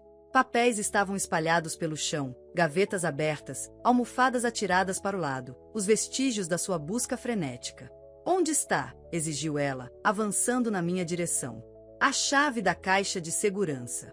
Eu sei que o Ricardo guardava um registro de tudo. Onde está? O inspetor Graves apareceu na soleira da porta atrás de mim, com a mão na arma no coldre. Dona Reynolds, pare. Polícia. Mas os olhos da Verônica estavam fixos em mim, selvagens de desespero. A senhora não percebe no que está envolvida, Elaine. Isto vai além do Ricardo, além do seu pai. Pessoas poderosas estão implicadas. Se essa prova vier a público, nenhum de nós estará seguro. Mãos onde eu as possa ver, ordenou o inspetor Graves, entrando cautelosamente na divisão. Por um momento, pensei que a Verônica iria obedecer, Então o olhar dela baixou para minha mão, ainda segurar a pendrive que tirara da caixa de segurança. O reconhecimento brilhou nos seus olhos. A senhora já a encontrou, sussurrou ela. Então, no movimento tão súbito que nos apanhou a ambos desprevenidos, ela lançou-se sobre mim. Tropecei para trás, mas não antes que ela me agarrasse o pulso, tentando arrancar a pendrive da minha mão. Lutamos, a força dela a surpreender-me. O inspetor Graves moveu-se para intervir, mas antes que nos pudesse alcançar, uma nova voz soou. Afasta-te da minha mãe. A Rebecca estava no fundo das escadas, segurando o que parecia ser um taco de basebol, o do Michael, dos tempos do liceu. O rosto dela estava pálido, mas determinado. A Verônica hesitou, o seu aperto no meu pulso afrouxando. Foi tudo o que o inspetor Graves precisou. Ele puxou-a para longe de mim, forçando os braços dela atrás das costas. Verônica Reynolds está presa por invasão de propriedade, agressão. Ele fez uma pausa, olhando para mim com a pendrive ainda apertada na minha mão. Veremos o que mais antes que isto acabe. Enquanto algemava Verônica, ela manteve os olhos em mim, a sua expressão uma mistura de desespero e outra coisa, uma frieza calculista que me fez sentir um calafrio. Não faz ideia no que se está a meter, disse ela, baixinho. Essa pendrive tem coisas que não vai querer saber. Coisas sobre o Ricardo, sobre a vossa vida perfeita juntos. Leve-a para o carro, disse eu ao inspetor Graves. Preciso de um momento com a minha filha. Depois de eles partirem, corri para Rebecca, abraçando-a com força. Estás bem? Ela magoou-te. A Rebecca abanou a cabeça, ainda a segurar o taco. Estou bem. Ouvi-a arrombar, por isso escondi-me como disseste. Depois ouvi-te entrar, e... Ela respirou fundo, tremendo. Mãe, o que está a acontecer? O que é que ela procurava? Levante-i a pendrive. Provas. De tudo que o Ricardo e a Verônica fizeram, incluindo assassinar o teu avô. Os olhos da Rebecca arregalaram-se. Tens provas? Provas a sério? Sim. Hesitei, pensando no aviso da Verônica. O que mais poderia estar na pendrive que eu ainda não tinha visto? Que outros segredos o Ricardo gravara na sua forma retorcida de seguro? Mãe. A Rebecca analisou o meu rosto. O que não me estás a contar? Antes que eu pudesse responder, o inspetor Graves regressou. Os reforços chegaram. Levarão a dona Reynolds para a esquadra para o registro. Dona Anderson, precisamos de falar sobre essa pendrive. Assenti. Rebecca, por que não vais para cima? Preciso de falar com o inspetor Graves. Não, disse ela, firmemente. Já não sou uma criança. Se isto envolve a nossa família, tenho o direito de saber. Olhei para minha filha, olhei mesmo para ela. A jovem mulher que estava à minha frente já não era a menina que um dia acreditara que o pai pendurava a lua no céu. Ela tinha suportado a tempestade da traição dele, dos seus crimes, da sua morte. Talvez ela merecesse saber a verdade completa, fosse qual fosse. Está bem, concedi. Mas primeiro, deixa-me mostrar ao inspetor Graves o que está nesta pendrive. Reunimo-nos à volta do meu portátil no escritório, a divisão agora arrumada depois da busca frenética da Verônica. Inseri a pendrive e abri os ficheiros de vídeo, começando pelo que documentava o assassinato do meu pai. O inspetor Graves assistia em silêncio atordoado, a sua expressão tornando-se mais sombria a cada minuto que passava. A Rebecca ofegou quando Ricardo tirou a seriga e enterrou o rosto no meu ombro enquanto o avô lutava pelos seus últimos suspiros. Isto é... O inspetor Graves abanou a cabeça. Isto muda tudo. Não só o caso do seu pai, mas potencialmente dezenas de outros. O Ricardo gravou seus próprios crimes como forma de chantagem contra os seus cúmplices. Incluindo a Verônica, disse eu, abrindo o vídeo que mostrava a parceria deles. À medida que víamos mais ficheiros, um padrão emergiu. O Ricardo tinha documentado sistematicamente as suas atividades criminosas durante anos, implicando não só a Verônica, mas juízes, líderes empresariais, até 2 políticos locais. Era uma teia de corrupção muito maior do que eu imaginara. Precisamos de garantir esta prova imediatamente, disse o inspetor Graves. Algumas das pessoas aqui implicadas são poderosas, perigosas. Podem. Uma notificação surgiu no meu portátil, um e-mail a chegar de um endereço que não reconhecia. O assunto dizia simplesmente, veja isto agora. Contra o meu bom senso, cliquei nele. A mensagem continha um único anexo de vídeo com o nome de ficheiro Ricardo_mensagem_final.mp4. Mãe, não, disse a Rebeca, subitamente ansiosa. Pode ser um vírus ou algo assim. Mas um instinto disse-me que isto era importante. Cliquei no anexo. O rosto do Ricardo preencheu o ecrã. Parecia saudável, vital. Isto fora gravado antes do confronto comigo, antes de o Michael ter atingido com a frigideira. Sorriu para a câmara, aquele sorriso familiar que outrora me fizera o coração bater depressa, mas que agora me gelava o sangue. Olá, Elaine, começou ele, a sua voz suave e controlada.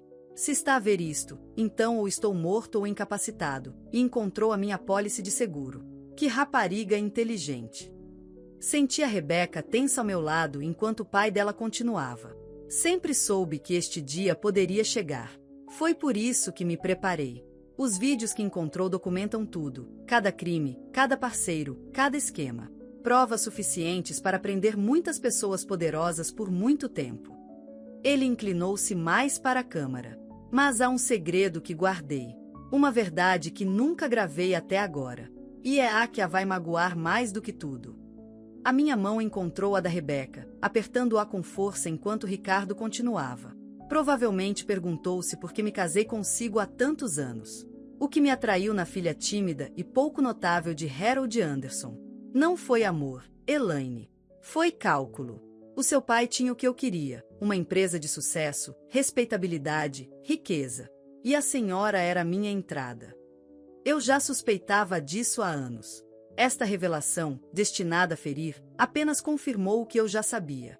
Mas aqui está o que a senhora não sabe, continuou Ricardo, o seu sorriso alargando-se. A Rebeca não é sua filha. As palavras atingiram-me como um golpe físico. Ao meu lado, a Rebeca ofegou, a mão dela apertando a minha dolorosamente. Antes de a conhecer, disse Ricardo, tive uma relação com uma mulher chamada Claire Devereux. Ela engravidou, mas era inadequada como mãe. Quando soube que eu estava noivo de si, ela ameaçou contar-lhe tudo. Então fizemos um acordo. Ela entregaria o bebê, e eu proveria para ela financeiramente. Para sempre. Não conseguia respirar. Não conseguia pensar.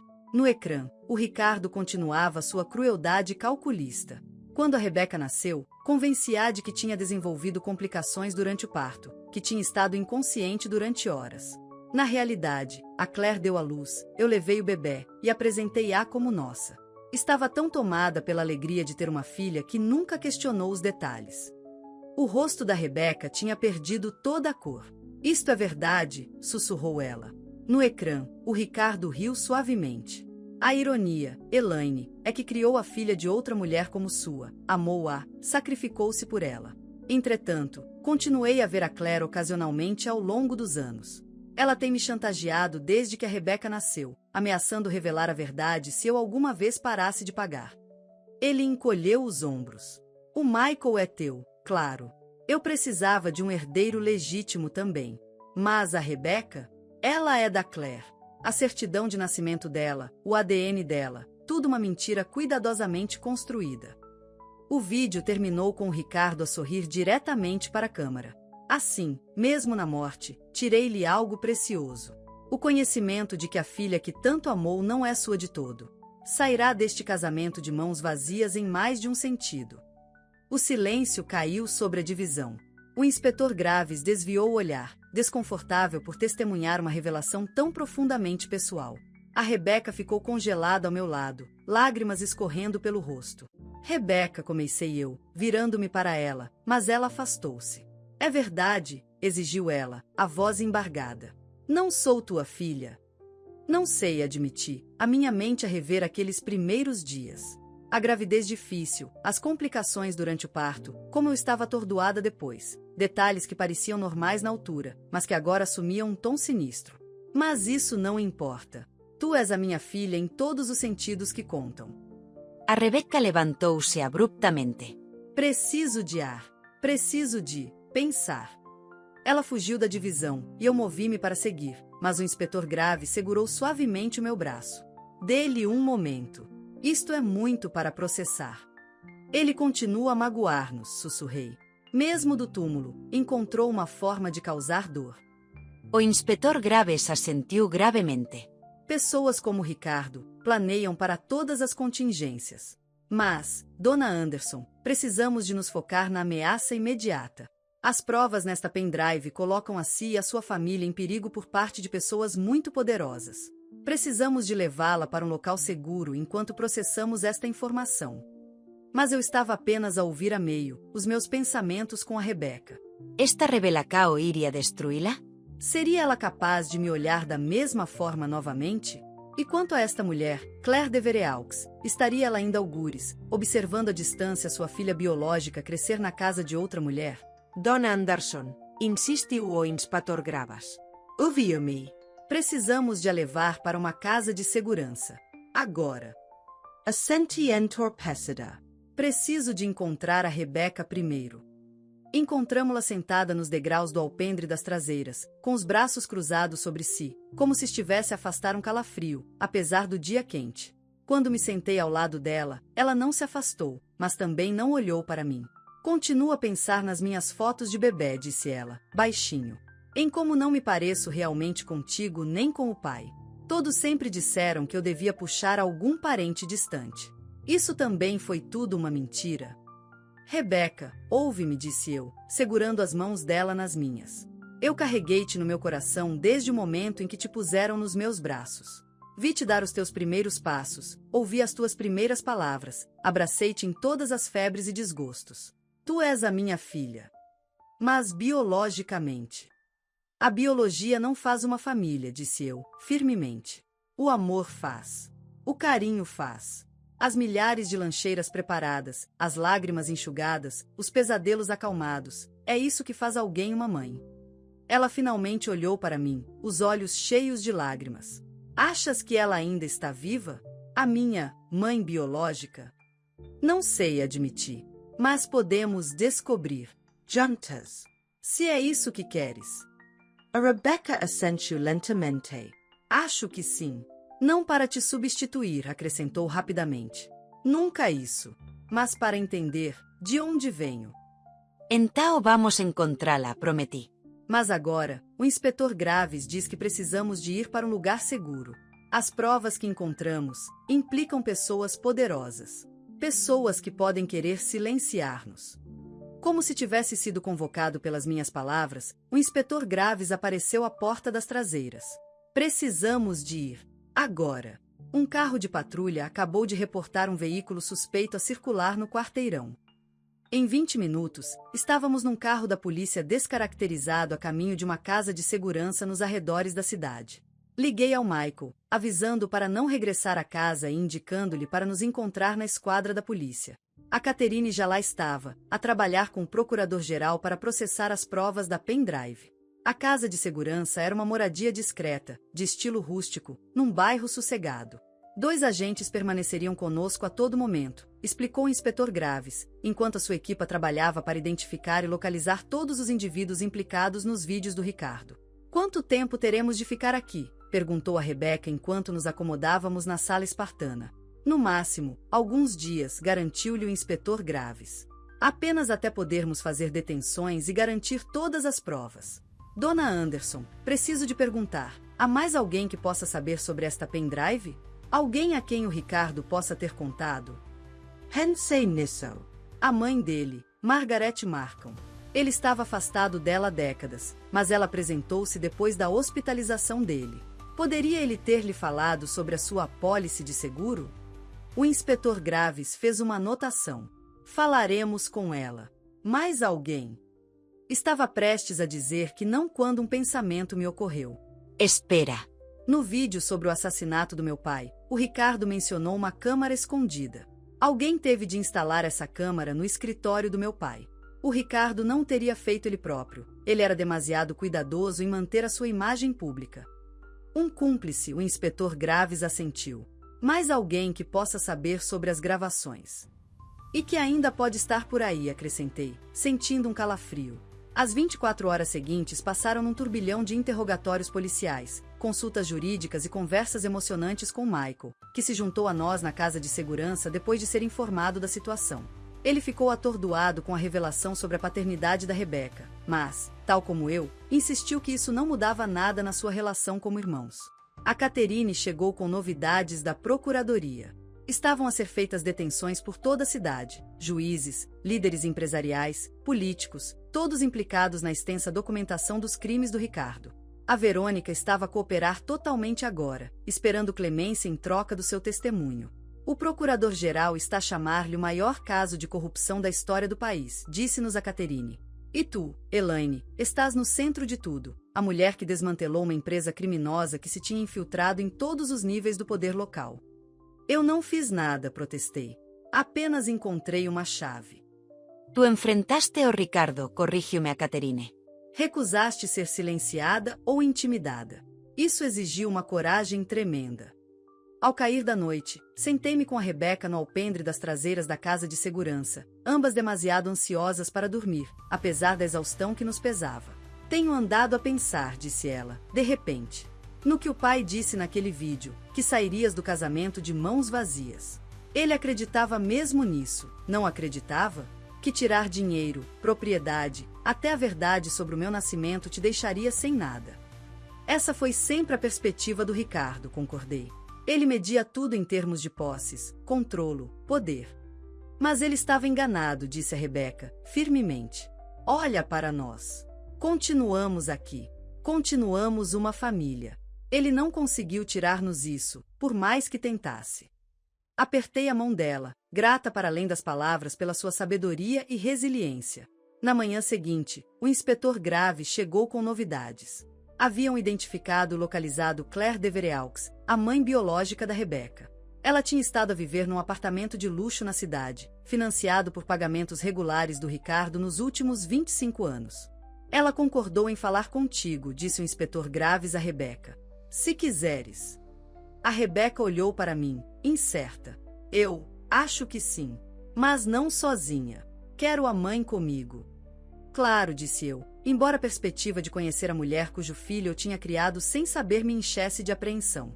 O encontro foi marcado para essa tarde, na esquadra da polícia por questões de segurança. Enquanto a Rebeca e eu esperávamos numa pequena sala de reuniões, o meu estômago contorcia-se com a ansiedade.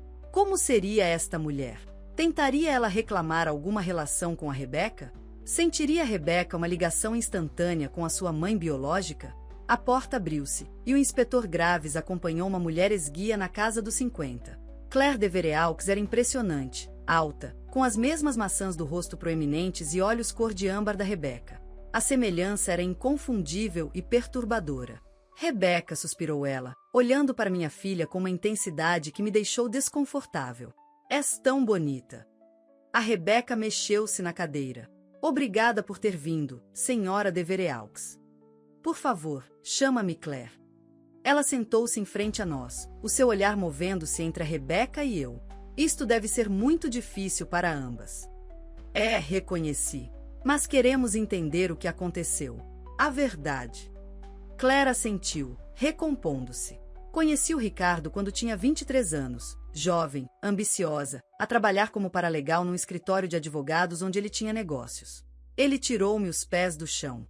Prometeu-me tudo. Quando engravidei, ele pareceu entusiasmado no início. Falamos em casar, em começar uma vida juntos. Ela fez uma pausa, uma sombra atravessar o seu rosto.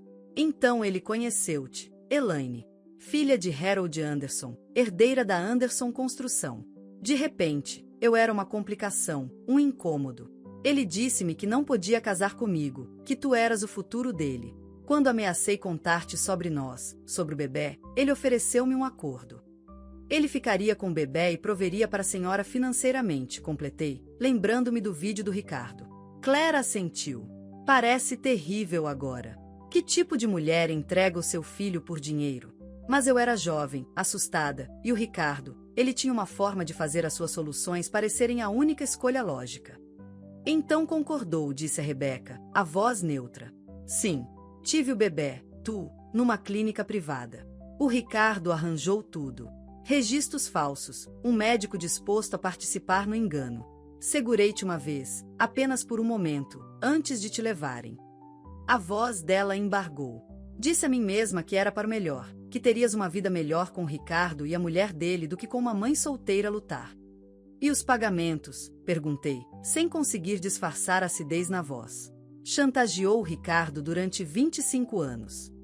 Claire encontrou o meu olhar diretamente. No início, o arranjo foi como ele descreveu, pagamentos regulares em troca do meu silêncio. Mas com o passar dos anos, eu queria saber sobre a minha filha. Comecei a pedir fotografias, registros escolares, informações sobre a vida da Rebecca. O Richard recusou. Então ameaçou revelar a verdade se ele não pagasse mais, adivinhei. Não exatamente, disse Claire. Ameacei revelar outra coisa, algo que tinha descoberto sobre os negócios do Richard. Veja bem, fui acompanhando seus passos ao longo dos anos. Sabia que ele estava envolvido em práticas duvidosas. Quando encontrei provas concretas, usei-as para negociar não apenas dinheiro, mas também informações sobre a Rebecca. Que tipo de provas? Perguntou o inspetor Graves, falando pela primeira vez desde que apresentará Claire. Ela meteu a mão na mala e retirou uma pendrive, semelhante à que eu encontrara. Gravações de conversas que tive com o Richard ao longo dos anos. Ele admitiu vários crimes financeiros, ter manipulado a empresa do Harold Anderson, até mesmo saber da condição cardíaca do Harold e ter se aproveitado dela. Ele confessou ter assassinado meu pai? Perguntei, atordoada. Não com todas as letras, disse Claire. Mas ele deu a entender. Fortemente. Guardei estas gravações como meu próprio salvo-conduto. Se algo me acontecesse, seriam divulgadas. O inspetor Graves aceitou a pendrive, observando-a com interesse profissional. Isto pode fornecer provas adicionais para os nossos processos. Rebecca tinha permanecido em silêncio, a estudar Claire com uma expressão indecifrável. Agora falou. Alguma vez se arrependeu de me ter entregue? A compostura de Claire quebrou-se ligeiramente. Todos os dias. Especialmente depois de começar a receber informações sobre si, os seus boletins de notas, programas de recitais de dança, fotografias. Observei-a crescer à distância, sempre a perguntar-me o que poderia ter sido se tivesse feito uma escolha diferente. Alguma vez tentou contactar-me diretamente, insistiu Rebecca. Uma vez, admitiu Claire, quando tinha uns 12 anos. Via num centro comercial com a sua mãe, com a Elaine. Estavam a rir juntas, a experimentar chapéus engraçados. Parecia tão feliz, tão amada. Percebi então que, independentemente das falhas do Richard, ele tinha razão numa coisa: a Elaine foi uma mãe maravilhosa para si. Melhor do que eu poderia ter sido na altura. Senti uma onda de emoções complexas, gratidão pelo reconhecimento, ressentimento por esta mulher nos ter observado sem o meu conhecimento, tristeza pelos anos de engano. Tenho mais uma pergunta, disse Rebecca. Está à espera de ter uma relação comigo agora? Foi por isso que aceitou este encontro? Claire hesitated. Gostaria de a conhecer, sim. Mas compreendo se não for isso que quer. Renunciei ao meu direito de ser sua mãe há 25 anos. Não posso reclamá-lo agora só porque a verdade veio à tona. Rebecca acenou com a cabeça pensativamente. Agradeço a sua honestidade. Ainda não sei o que quero. Tudo isto é muito novo, muito avassalador. Mas, talvez pudéssemos começar com algo pequeno. Um café, um dia. Quando todo este caos legal se acalmar. Uma esperança cautelosa cintilou no rosto de Claire. Gostaria muito. Ao terminar o encontro, o inspetor Graves acompanhou Claire para fora, prometendo entrar em contato sobre as suas provas. Quando ficamos a sós, virei-me para Rebecca. Estás bem? Ela considerou a pergunta seriamente. Não sei. É estranho conhecer a mulher que me deu a luz, ver os meus traços refletidos no rosto dela. Mas isso não muda o que sinto por ti, mãe. Tu continuas a ser a minha mãe. A única que importa. Abracei-a, dominada por amor e alívio. O que quer que o Richard tivesse pretendido com a sua revelação final, não tinha conseguido destruir o laço entre a Rebecca e eu. Alguns laços não podiam ser rompidos, nem mesmo pelas verdades mais cruéis. A semana seguinte trouxe um vendaval de acontecimentos. O Ministério Público, armado com as provas das gravações do Richard e da Claire, montou processos contra mais de 2 dezenas de indivíduos envolvidos na rede de corrupção. As detenções foram feitas publicamente, de forma espetacular, juízes levados algemados de tribunais, líderes empresariais retirados de escritórios corporativos, políticos interrompidos durante conferências de imprensa. Os meios de comunicação apelidaram-na de a Conspiração Anderson, e de repente, encontrei-me no centro de uma história que captou a atenção nacional. Repórteres acamparam à porta da casa de segurança até que o inspetor Graves arranjou uma mudança para um local mais seguro. A Catherine geriu pedidos de entrevista, ofertas de contratos para livros, até mesmo perguntas sobre os direitos de adaptação cinematográfica da minha história. Não tens de decidir nada agora, assegurou-me. Concentra-te em ultrapassar os processos legais primeiro. Esses processos avançaram com surpreendente rapidez, dada a esmagadora evidência. Verônica, enfrentando múltiplas acusações criminais graves, aceitou um acordo judicial em troca do seu testemunho contra os seus co-conspiradores. Cumpriria 15 anos de prisão, uma redução significativa da potencial pena de prisão perpétua que enfrentará. A investigação sobre a morte do meu pai foi formalmente classificada como homicídio. Embora o Richard estivesse para lá da justiça terrena, o reconhecimento oficial do seu crime proporcionou um certo encerramento que eu não tinha percebido que precisava. O meu pai tinha sido assassinado, e agora o mundo sabia-o. Quanto a Anderson Construction, a equipa legal trabalhou diligentemente para deslindar a teia de documentos fraudulentos que o Richard tinha criado. Com os registros originais da pendrive como prova, a minha legítima propriedade da empresa foi restaurada. As contas *offshore* que o Richard tinha estabelecido foram congeladas, os seus conteúdos a serem devolvidos à empresa e a mim como parte da resolução da sua herança. Durante todo este tempo, Rebecca, Michael e eu agarrávamo-nos uns aos outros, encontrando força no nosso laço familiar que tinha resistido à tempestade da traição do Richard. Rebecca começou a encontrar-se com Claire ocasionalmente, encontros cautelosos para um café que lentamente construíram uma relação tentativa. Não mãe e filha, mas algo único às suas circunstâncias. 6 meses após a morte do Richard, quando os últimos grandes julgamentos ligados à conspiração terminaram, recebi um convite inesperado. A Câmara de Comércio e Indústria queria homenagear-me na sua gala anual, não apenas por expor a corrupção que tinha infiltrado o comércio e o governo locais, mas pela minha liderança na reconstrução da Anderson Construction sobre bases éticas. Devias aceitar, insistiu Catherine quando hesitei. Mereces reconhecimento pelo que conseguiste. Não o fiz por reconhecimento, protestei. Só queria justiça para o meu pai, segurança para os meus filhos.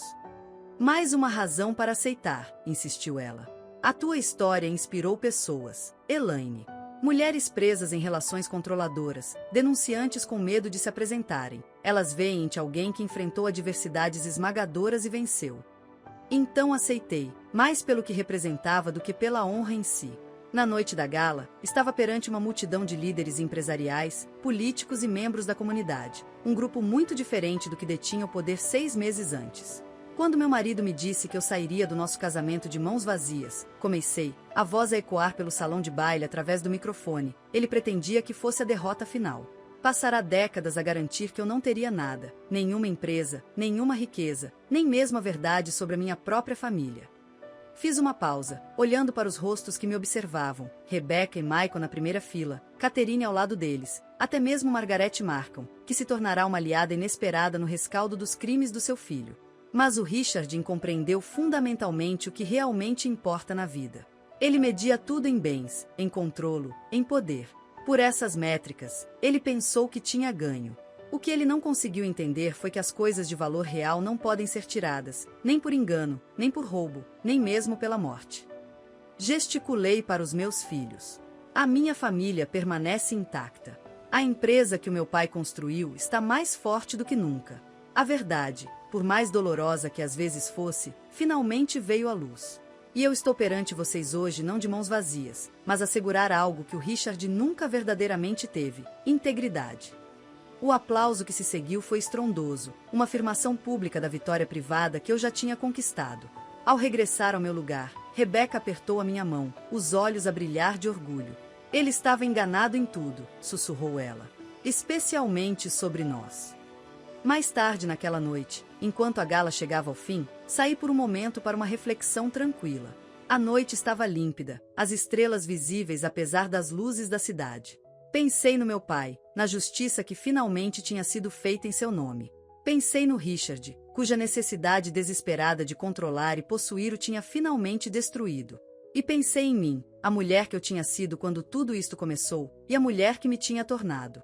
Durante décadas, permiti que o Richard me definisse, me diminuísse, me convencesse de que o meu valor estava ligado ao seu sucesso. Ao tentar destruir-me, ele inadvertidamente obrigou-me a redescobrir a minha própria força. A empresa era minha agora, sim, mas mais importante, também o era minha vida, para moldar como eu escolhesse, para preencher com as pessoas e os propósitos que valorizava. Mãe, Michael apareceu ao meu lado. Estão todos a perguntar por ti lá dentro. Querem tirar fotografias com a figura principal da noite. Sorri para o meu filho, este jovem que me tinha defendido tão ferozmente no nosso momento mais sombrio. Diz-lhes que já vou. Quando ele se virou para ir, agarrei-lhe o braço. Michael, estás feliz? Com a forma como tudo acabou? Ele considerou a pergunta seriamente. Nem com tudo. Ainda tenho pesadelos às vezes, com o pai, com o que aconteceu. Mas na maioria, sim, estou. Estamos bem, mãe. Melhor que bem. Estamos, concordei. E estávamos. A jornada tinha sido inimaginavelmente difícil, dolorosa de formas que eu nunca poderia ter previsto. O Richard tinha tentado garantir que eu sairia sem nada, que seria humilhada, derrotada, de mãos vazias. Em vez disso, eu tinha emergido com tudo que realmente importava: os meus filhos, a minha integridade, o legado do meu pai, finalmente, a minha própria voz. Ao virar-me para me juntar novamente à celebração, pensei na mulher assustada que se sentara naquele tribunal meses antes, a suportar em silêncio a declaração pública do Richard de que eu sairia de mãos vazias. Ela parecia uma estranha agora, um fantasma de outra vida. No seu lugar estava alguém mais forte, mais sábio, destemido. O Richard tinha estado enganado em tantas coisas. Mas o seu maior erro de cálculo foi acreditar que o valor de uma mulher podia ser medido pelo que um homem lhe permitia manter. No final, eu não tinha apenas reclamado que era meu por direito. Tinha descoberto quanto mais possuía do que o Richard jamais compreenderá. Voltei para o salão de baile de cabeça erguida, rodeada pela verdade, pela justiça, pela família. As minhas mãos não estavam vazias de todo. Estavam cheias de tudo que importava, tudo que o Richard nunca verdadeiramente tivera.